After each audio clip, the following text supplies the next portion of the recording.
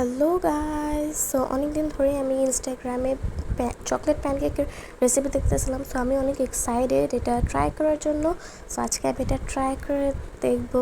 So ফার্স্টে এর জন্য আমার একটা রুম টেম্পারেচারে ডিম লাগছে। এরপর আমি আমার টেস্ট ওয়াইজ চিনি দিয়ে দেব, দিয়ে এটাকে একটা হ্যান্ড উইক্সের মাধ্যমে ভালো মতো মিক্স করে নেব যত পর্যন্ত চিনিটা না গলে যায়।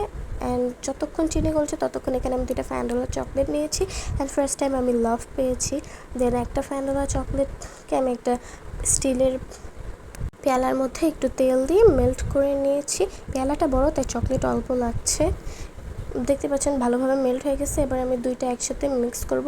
চকলেটটা ডিমের মধ্যে দিয়ে ভালো মতো মিক্সড করে নিচ্ছি। এরপর এখানে আমি একটা ওই 5 টাকা দামের মিনি যে কফিটা আছে ওইটা অ্যাড করব।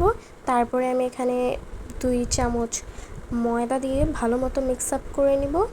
অ্যান্ড এখানে আমি এবার বাটার মিল্ক অ্যাড করছি। আমার কাছে একটু ঘন মনে হয়েছে, তাই আমি বাটার মিল্ক অ্যাড করেছি। তারপর একটু বেকিং সোডা দিয়ে নিয়েছি।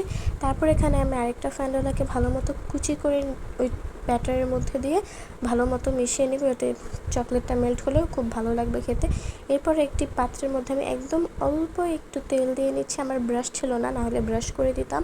এরপরে পরিমাণ মতো ব্যাটার দিয়ে এটাকে একটু একদম লো আছে দিয়ে ঢেকে দেবো। দেখতেই পাচ্ছেন কি সুন্দর বাবলস হয়েছে। আর হিয়ার আমার প্যানকেক ইজ রেডি। এখান থেকে 2টা আমি পুরাই ফেলছিলাম আর 2টা আছে। অ্যান্ড এটা অনেক মজা। আজকের জন্য এই পর্যন্তই, বাই।